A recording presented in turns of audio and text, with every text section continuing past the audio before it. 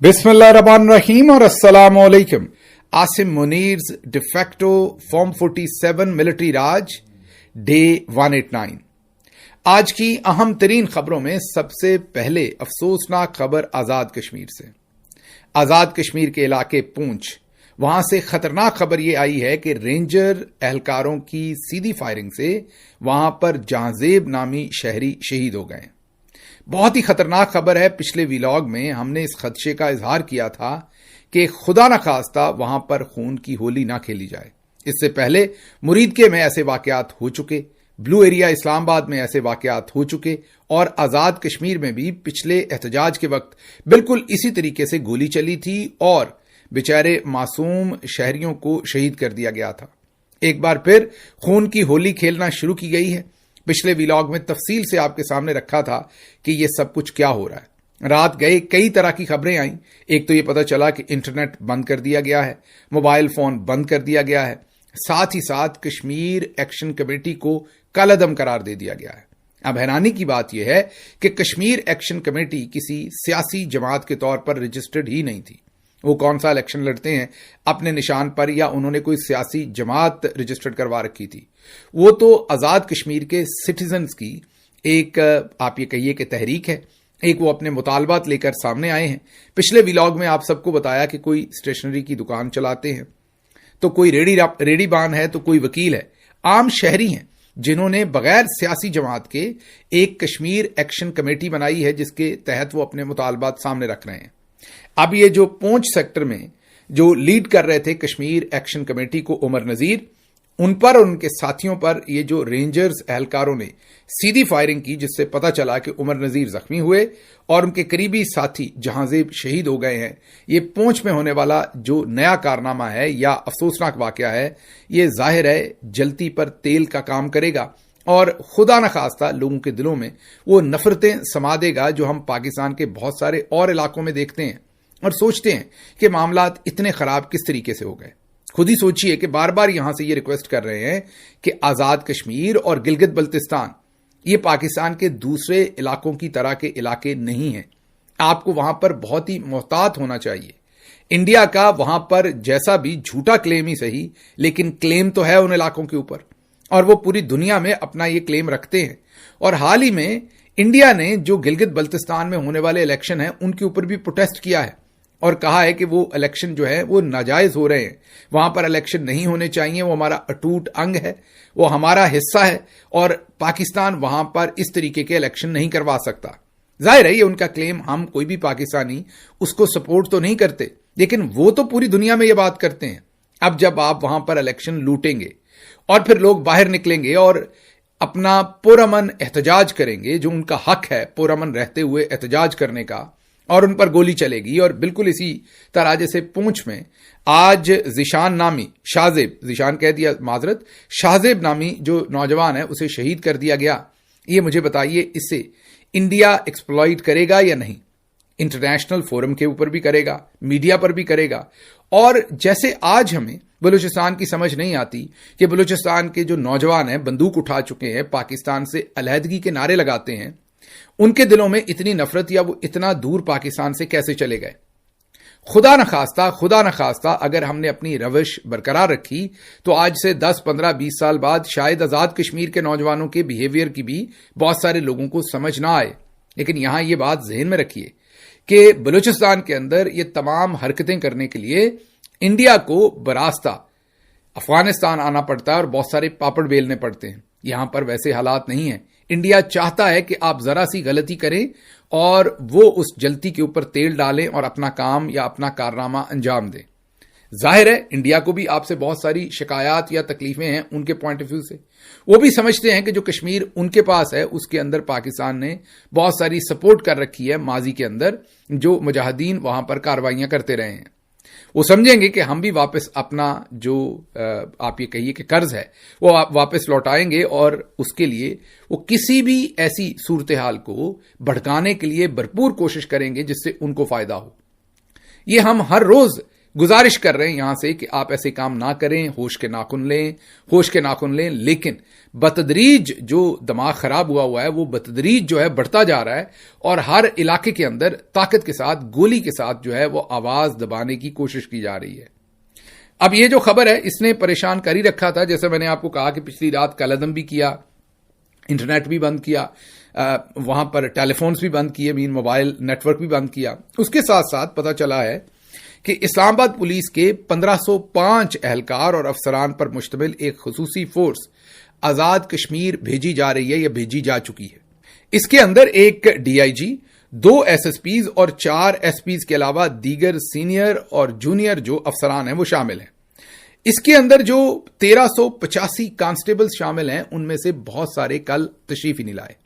ایک ایونٹ کیا گیا ان کے لیے جو پولیس لائنز کے اندر تھا، جس سے آئی جی اسلام آباد نے خطاب کرنا تھا، اور یہ جو 1385 اہلکار تھے ان میں سے بڑی تعداد میں اہلکاروں نے اس سیمینار کہہ لیں، اس ایونٹ کو کہہ لیں، وہ جو ایک الوداعی تقریب تھی جس کو آئی جی نے ان کا ذرا جوش بڑھانا تھا کہ آپ نے وہاں پر جا کر کس طریقے سے ظلم و ستم کرنا ہے آزاد کشمیر میں، وہ جو ایک تقریب ہونی تھی اس میں انہوں نے شرکت نہیں کی، مطلب وہ غائب ہو گئے۔ ظاہر ہے وہ کشمیر جانے سے گریزاں ہیں اور وہاں نہیں جانا چاہتے اس آپریشن کو کرنے کے لیے۔ اس کے بعد اخبار نویس یہ رپورٹ کر رہے ہیں، جرنلسٹ اعجاز چیمہ اور دوسرے جرنلسٹ گراؤنڈ سے یہ رپورٹ کر رہے ہیں کہ آئی جی نے اور دوسرے اعلی افسران نے ان پولیس اہلکاروں کو یہ پیغام بھیجا کہ اگر آپ نہ آئے تو آپ کو جیلوں میں ڈال دیا جائے گا، اڈیالہ بھیج دیا جائے گا، آپ پر پرچے درج کر دیے جائیں گے، تو کشمیر تو آپ کو ہر صورت جانا پڑے گا۔ حالات دیکھ لیجئے کہ اس وقت جو گراؤنڈ سے رپورٹس آ رہی ہیں ان کے مطابق پولیس اہلکار بھی جانے کو تیار نہیں، اور اسی لیے انہوں نے پولیس لائنز میں آئی جی اسلام آباد کا یہ جو بھی ایونٹ تھا جس میں سے انہوں نے پورا گیم پلان سمجھانا تھا اور وہاں سے کشمیر روانہ کرنا تھا، وہاں پر شرکت ہی نہیں کی، اس سے وہ غائب ہو گئے۔ اگلی خبر آپ کے سامنے رکھتے ہیں اور وہ ہے منیب فاروق۔ جی ہاں، ایم ایف نے ایک دفعہ پھر ملٹری جرنلز کی طرف سے عوام کو آگاہ کیا ہے کہ اب یہ بات پتھر پر لکیر ہو گئی ہے کہ اسٹیبلشمنٹ نے، مطلب جرنلز نے، یہ فیصلہ کر لیا ہے کہ وہ تحریک انصاف کو حکومت نہیں دیں گے، گلگت اور آزاد کشمیر دونوں میں نہیں دیں گے، جیتیں بھی تو تب بھی فارم 47 پر وہ ان کو ہرا دیں گے۔ آگے وہ کہتے ہیں کہ وہ اپنی مرضی کے مطابق حکومت نون لیگ کو دیں گے کہیں پر، اور کہیں پر گلگت بلتستان کو دیں گے۔ لگ یہ رہا ہے کہ شاید ایک جگہ نون کو دے دیں، دوسری جگہ جو ہے وہ پیپلز پارٹی کو دے دیں، اور یہ بھی ہو سکتا ہے کہ کیونکہ پیپلز پارٹی سے 28ویں ترمیم میں اب ووٹ لینے ہیں، یا 28ویں ترمیم کے اندر سے جو کام کروانا تھا وہ ترمیم کے بغیر پیپلز پارٹی سے کروانا ہے، نون کے پاس تو پنجاب کی حکومت بھی ہے اور سینٹر کی بھی ہے، تو پیپلز پارٹی کو حصہ بقدر جثہ دینے کے لیے شاید آزاد کشمیر اور گلگت بلتستان دونوں ہی دے دیے جائیں۔ یہ بہرحال آنے والے دنوں میں پتہ چلے گا۔ ذہن میں رکھیے کہ پیپلز پارٹی کو سندھ تو ان کے پاس ہے ہی ہے، بلوچستان پہلے ہی ان کے پاس ہے، اور مطلب وہ کرتے تو وہاں جرنلز کی حکومت ہے، لیکن نام تو وہاں مارکا وہاں پر بھی پیپلز پارٹی کا استعمال ہو رہا ہے۔ ویسے کشمیر اور گلگت بلتستان کو بھی ملٹری جرنلز ہی کنٹرول کرتے ہیں، لیکن چلیں وہاں بھی اگر نام کا مارکا بھی پیپلز پارٹی کو مل گیا تو جو 50% ہر جگہ کرپشن ہوتی ہے اس میں 25% تو اپنا حصہ پھر وہ لیں گے ہی لیں گے۔ تو اس لیے اب یہ فیصلہ اگلے 1-2-3 دن کے اندر آپ کو نظر آ جائے گا، کم از کم گلگت بلتستان کا، اور پھر آنے والے مہینے کے اندر آزاد کشمیر کا بھی، کہ وہ ملٹری جرنلز نے فارم 47 پر کس کو سونپنا ہے، کیونکہ الیکشن تو ہونے نہیں دینا، الیکشن تو ہر صورت لوٹنا ہے، اور اس کے جو ابتدائی نتائج ہے وہ پونچھ سے بھی آپ کو برآمد ہو رہے ہیں، اسلام آباد کی جو پولیس لائنز ہیں وہاں سے بھی برآمد ہو رہے ہیں، اور گلگت بلتستان میں جو جرنلسٹ گراؤنڈ پر گئے ہیں ان کو وہاں پر کیا بتایا جاتا ہے وہ بھی آپ سب کے سامنے ہے۔ آگے بڑھتے ہیں۔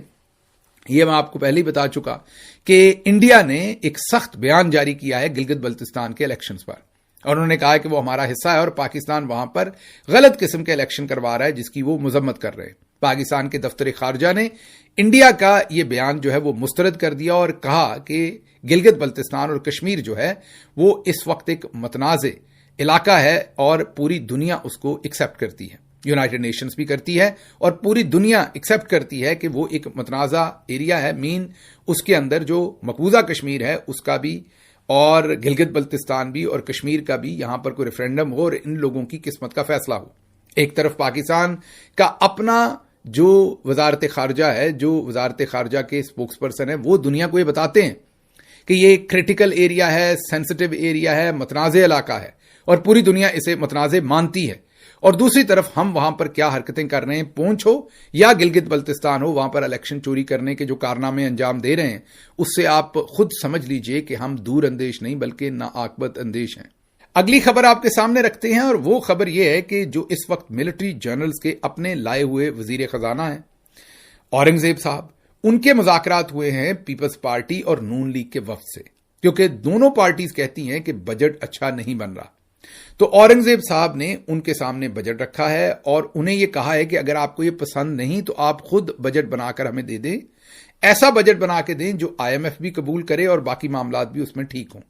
ہماری طرف سے تو بجٹ یہی ہے, آپ نے ماننا ہے تو ٹھیک ہے, نہیں ماننا تو خود بنا کے دے دیں. نصرت جاوید صاحب جو ہیں وہ یہ رپورٹ کر رہے ہیں اسلام آباد سے. اب آپ یہاں پر غور کیجئے کہ معاملات یہاں پہنچ گئے ہیں کہ اب وہ تقریباً ان کو وارننگ دے رہے ہیں. ان کو بھی پتا ہے کہ ووٹ تو انہوں نے دینا ہی دینا ہے. ایسے ہی بجٹ سے پہلے آپ آج کل یہ بھی دیکھیں گے کہ جو پرائم منسٹر ہیں ان کے ساتھ بہت سارے ممبران اسمبلی کی ملاقاتیں شروع ہو جاتی ہیں. آپ شہباز شریف کا اگر ٹویٹر اکاؤنٹ دیکھیں گے تو ان کے ٹویٹر اکاؤنٹ کے اوپر بہت سارے MNAs جن کے آپ نے نام بھی نہیں سنے ہوں گے وہ سامنے بیٹھے ہوں گے شہباز شریف صاحب کے. تصویریں بنیں گی. ان ملاقاتوں کے اندر ہوتا کیا ہے, مال پانی کھاؤ پیو پروگرام ہوتا ہے سارا. ان کے اندر مانگنا یہ ہوتا ہے کہ میرے علاقے کو یہ فنڈ دے دیجئے, میرے علاقے میں یہ سڑک دے دیجئے, اتنا پیسہ دے دیجئے, میری فلاں ٹرانسفر نہیں کروائی گئی تھی جب میں نے کہا تھا, میرا فلاں اپوائنٹمنٹ نہیں کروائی گئی تھی, میرا فلاں کام نہیں کیا گیا تھا, میرے اپنے کاروبار کا فلاں NOC نہیں جاری ہوا. اس وقت بارگین کا وقت ہے. یہ سیزن ہوتا ہے MNAs کا اور MPAs کا. یہی کچھ آپ کو خیبر پختونخوا میں بھی ہوتے نظر آ رہا ہے, جہاں پر ایک متحارب گروپ بن گیا ہے MPAs کا, اور وہ کہتے ہیں کہ ہم نے ووٹ نہیں دینا. اور وہاں سے خبریں آ رہی ہیں کہ سہیل آفریدی انہیں رات گئے ان کے گھروں میں مل رہے ہیں, کسی کو راضی کر رہے ہیں, کوئی ہو گیا اور کسی کو ابھی کرنے کی کوشش کر رہے ہیں. یہ فیڈرل گورنمنٹ میں بھی یہی ہوتا ہے, صوبوں میں بھی یہی ہوتا ہے. زیادہ تر جگہوں پر رانی صاحبہ کے ساتھ کوئی ایسا نہیں کرے گا کیونکہ وہاں پر چودھری صاحب کے سٹینڈرڈز اور ہیں. لیکن شہباز شریف بیچارے تو آپ کو پتا ستیلے ہیں, ان کو اتنی کوریج نہیں ہے جتنی کوریج مریم نواز صاحبہ کو ہے.